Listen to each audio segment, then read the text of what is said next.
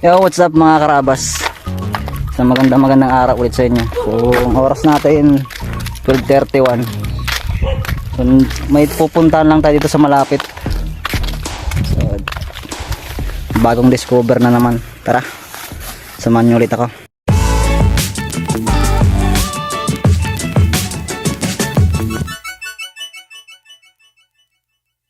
So, ayan. Bagong discover na naman to. Yan, kasama ko yung anak ng kapitbahay ni Latito.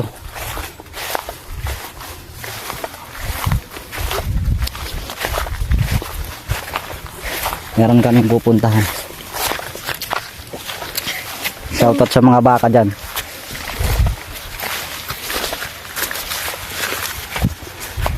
Ang ganda ng tanawin dito. Hey!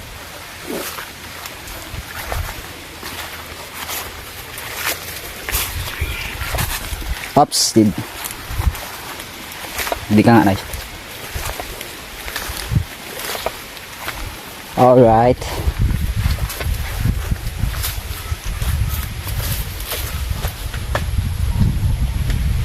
Meron tayong bagong discover ngayon. So ayun mga karabas, meron lang tayong titignan dito na bagong discover ulit. Dito tayo sa bangin. So ayan, bangin. At itatry natin pumunta sa baba. Let's go.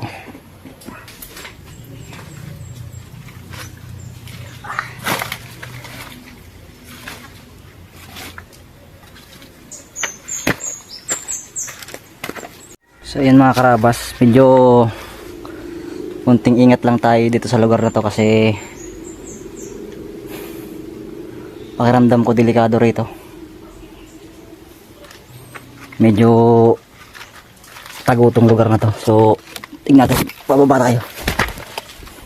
Ayan mga karabas, bababa tayo dito sa bangin.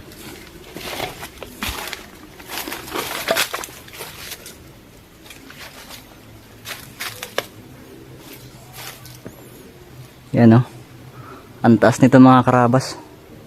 Grabe, para siyang kuweba.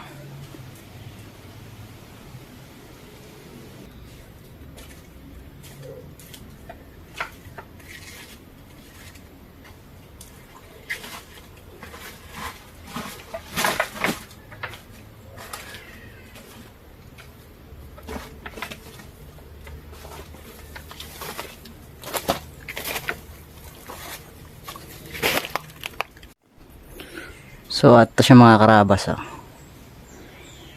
Kung makikita nyo dito sa aking kinatatayuan, yan, ang lalaki nitong bato mga karabas. Para siyang kuweba. Halos itong ilalim nitong bato na to, pwede kang sumuot. Ayan, apakataas oh. Grabe. Nakakatakot yung tsura ng lugar pero maganda. Mga karabas oh. Sus, Ginoo. Abay, nakakatakot ah. Grabe itong lugar na ito mga karabas oh.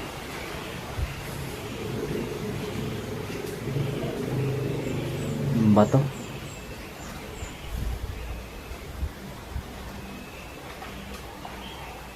Ang taas pa. Para talaga akong nasa kuweba mga karabas oh. Grabe. Ayan,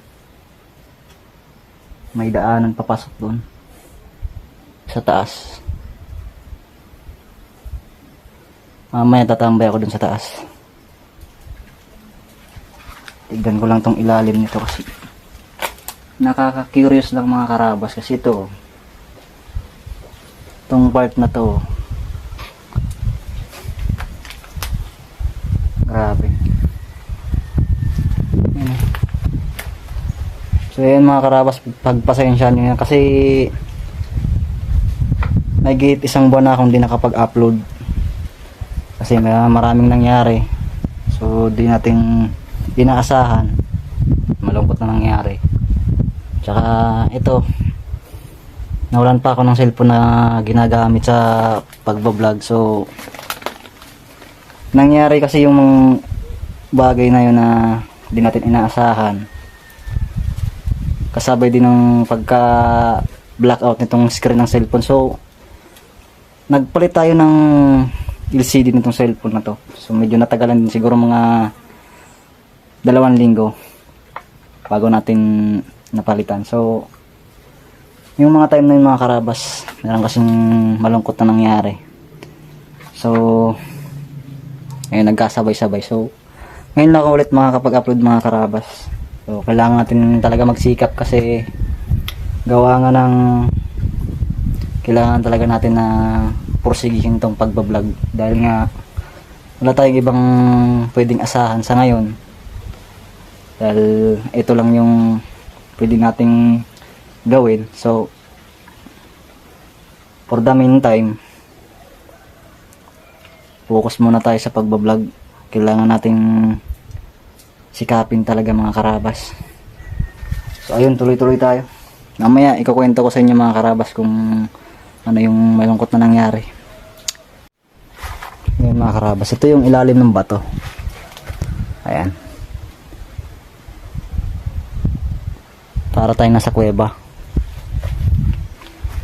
So subukan nating pumasok dito, kasya ba tayo dito. Pero nakakatakot talaga mga karabas. Ingat-ingat lang dahil delikado. Yan mga karabas, oh. Para talaga ako nasa kuweba.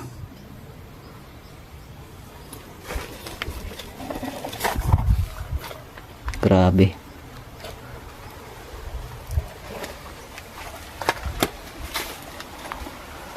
Kunting ingat lang mga karabas kasi nakakatakot talaga itong lugar na to. Ayun siya mga karabas, oh. Nandito tayo sa pinakailalim ng bato. So makikita nyo. Ayan. Yung batong to, yung tayo galing. So yan mga karabas, ito yung labas nya. Yan, pasensya na kayo talagang ano, napakalabo na ng screen ng camera ko ngayon. Hindi na tulad nung dati pang nakakabit na LCD dito, malinaw pa yung camera natin. So ayun mga karabas, balik na tayo at ako'y natatakot din talaga dito. Grabe. Ito, balik tayo sa dinaanan natin. Yeah. Grabe mga karabas, oh. Di ko akalaing mayroong lugar na ganito. Ilang metro lang yung distansya nito dun sa bahay ng tito. So yan, akit na tayo sa taas kasi talagang natatakot ako sa lugar na to. Yan. Ito yung bagong discover naman natin ito sa lugar na to. So napakalapit lang ito mga karabas. Nung isang araw ko lang napuntahan to. Ngayon lang talaga ako bumaba rito. Nung nakaraan nandun lang ako sa taas. Nandun lang ako. So medyo nakakatakot tong lugar na to. May dala tayong itak. So ayan, akyat tayo sa kabila. Punta tayo dun sa ibabaw. Let's go. Grabe. Yung mga karabas, napakataas niyan. Halos 2 palapag na gusali na to. So akyat na tayo. Akyat na tayo.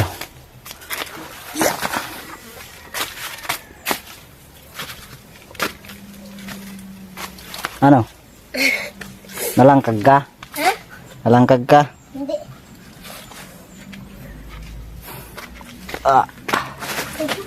Hindi ko na sinama yung kasama ko dito sa baba kasi delikado.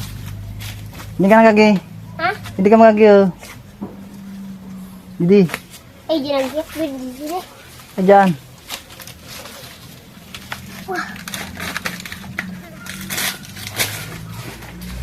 Let's go.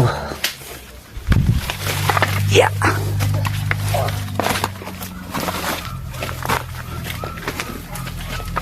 Para suruk-suruk kita kumialas. Para suruk-suruk dyan.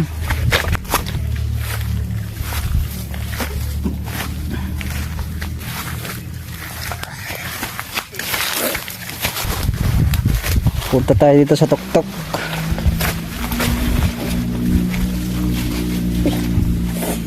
Tuktok. Mana, bibi.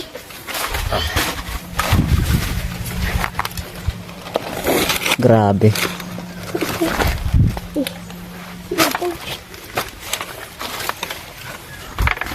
Oh my God. Ang sarili makapalag ito. May lubo po. Iyon ang makampas yan. Di mo pa. Ay, nandito tayo sa tuktok. Grabe. Ang kapit sa bato, kapit. Ang hirap.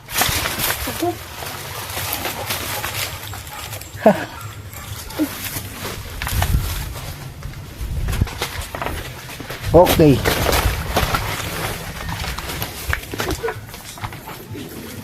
So yan, nandito tayo sa ibabaw ng bato mga karabas. Ang batang kasama ko, hirap na hirap tumawid oh. So dyan, nandun tayo sa ilalim kanina. Yan. Sabi ka. Hindi dito. Nabalik na kita. Yun dyan. Yan yung sa ilalim. Yung kanina. Yan sa part na yan. Diyan yung ilalim kanina na pinuntahan natin. So yun yung taas niya. Ito parang ano, lagusan.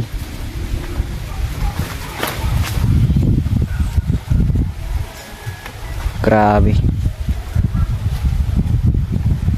Tara natin kumuha ng magandang tanawin dito mga karabas. May mga balingan pa nandito sa bula. Diyan ka lang. Ito may alas didi. So, walang tayo ng caption na maganda.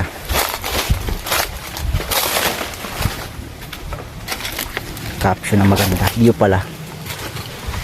Jesus, Ginoo. Ayan mga karabas oh. Oh my goodness. Rinig yung tugtog. Masakit ka? Tayo sa tuktok. Grabe. Taas na ito mga karabas. Bangin. Alright. So ayan mga karabas.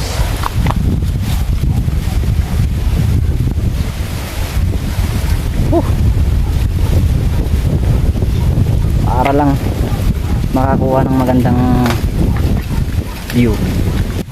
So ayan mga karabas, nandito tayo ngayon sa isang puno, yung kasama kong bata oh. Yun lang. Yan yung ano, pinuntahan natin na bangin. So ayan mga karabas, yan yung view rito.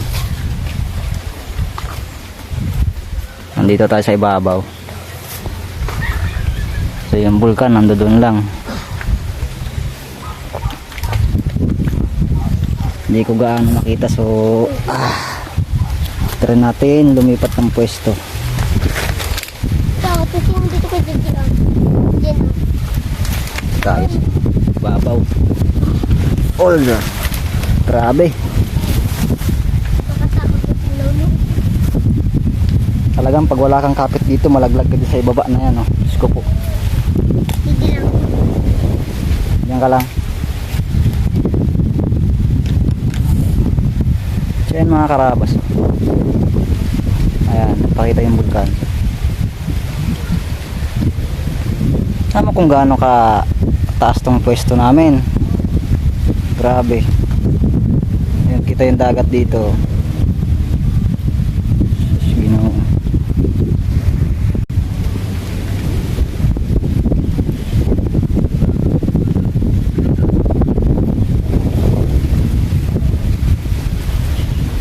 Para akong si Tarzan dito mga karabas.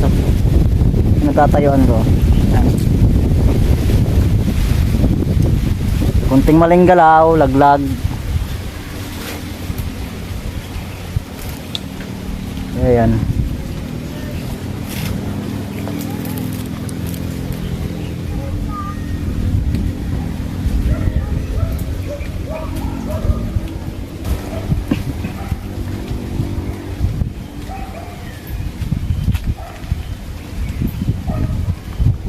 Gusto po, nakakatakot. Oh. Ayoko na. Babalik na ako. Nakakatakot.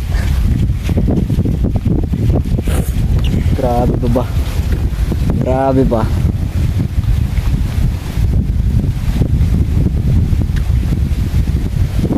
Ganda ng view. Grabe ba? So ayan. Kaya ba ka? So bababa na tayo, bababa na.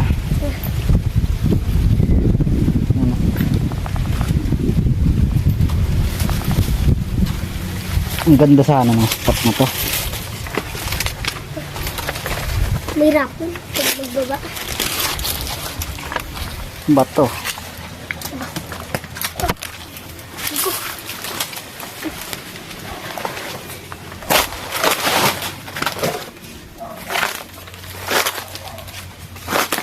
Alright.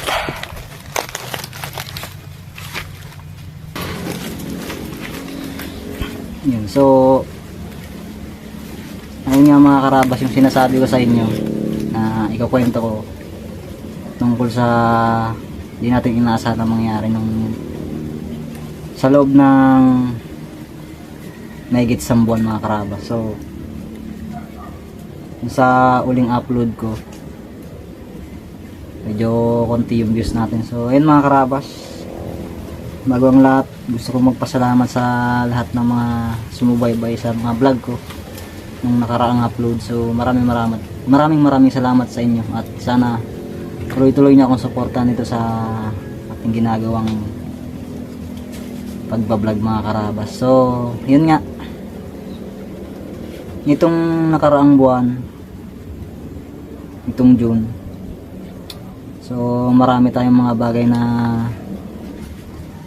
hindi inaasahan, malungkot, gawa nga ng nawalan tayo ng cellphone na gagamitin sa pagbablog, nasira yung LCD natin eh. So ayun, so nung time na yun mga karabas na nawalan tayo ng cellphone, yun yung time na namatay yung tito ko. Biglaan kasi yung nangyari, so di natin inaasahan. Yun yung malungkot na part na hindi ko ibinidyo o kinuhanan pa ng documentary kasi ayokong kuhanan ng video yung mga pangyayari o yung mga kaganapan na nangyari sa loob ng mahigit isang buwan. So yun mga karabas, bali nangyari yun mga karabas nitong June 3 lang. Hindi natin inaasahan na maalam yung isa sa mga kapatid ng tatay ko. So nakakalungkot kasi napakabait niyang tao mga karabas. Sa lahat ng mga chewin ko, siya yung napaka mabilis niyang lapitan. Kumbaga isang salita mo lang sa kanya, wala kang maririnig na ano, sasamahan ka niya kahit saan. Napakabait, grabe. So yun nga, dahil biglaan yung nangyari, dahil nga siguro dun sa nararamdaman niya. So yun mga karabas, ito kasi yung ano yung pinupunto kasi mga karabas, kung sana meron lang talaga akong pwedeng naitulong sa kanya sa kalusugan niya mga time na yun. Sana naagapan ba mga karabas eh. Pero ito wala pa tayong kita dito sa pagbablog, so wala nalungkot, pero kailangan natin tanggapin. So yun, pasensya na kayo mga karabas, ngayon lang ulit ako makakapag-upload ng video. So ngayon lang mga karabas, grabe, maraming nangyari sa loob ng higit isang buwan na hindi ako nakapag-vlog. Gawa nga ng medyo nabigla talaga ako mga karabas, yung nawala talaga ako sa focus gawa nga ng nangyari kay Tito. So ayun, sana mga karabas maabot natin yung goal natin dito sa pagbablog. So yun mga karabas, yun lang yung gusto kong ikwento sa inyo na mga pangyayari na hindi natin inaasahan. So ngayon, since ayos na yung cellphone natin, gawin natin yung best natin para magtuloy-tuloy tayo sa pagbablog. So ayun lang mga karabas. So ayun mga karabas, tapos na tayo mag-ikot-ikot dito sa bagong discover natin dito ngayon na batuhan, bangin. Ang daming pasikot-sikot ng bangin dito. So nakakita ulit ako ng bagong tambayan. Yung mga karabas, bago natin tambayan. So ayun, hanggang dito na lang muna yung vlog natin. So maraming salamat sa lahat ng mga nanonood sa akin, sa mga subscriber ko. Maraming salamat. So hanggang sa susunod na mga video natin at mga gagawin vlogs. So sana makapag-focus na tayo ngayon. So maraming salamat sa inyo. Lagi po natin tandaan, mata sa langit, paa sa lupa. Peace out. Ulano iyan, talagang apo ni Baltog, talagang daing nagpapadaog. Madyan na sa kabikulan para mahiling ta mga kagayunan. Marina, sumabay ka na para di maurian, sabit na baga.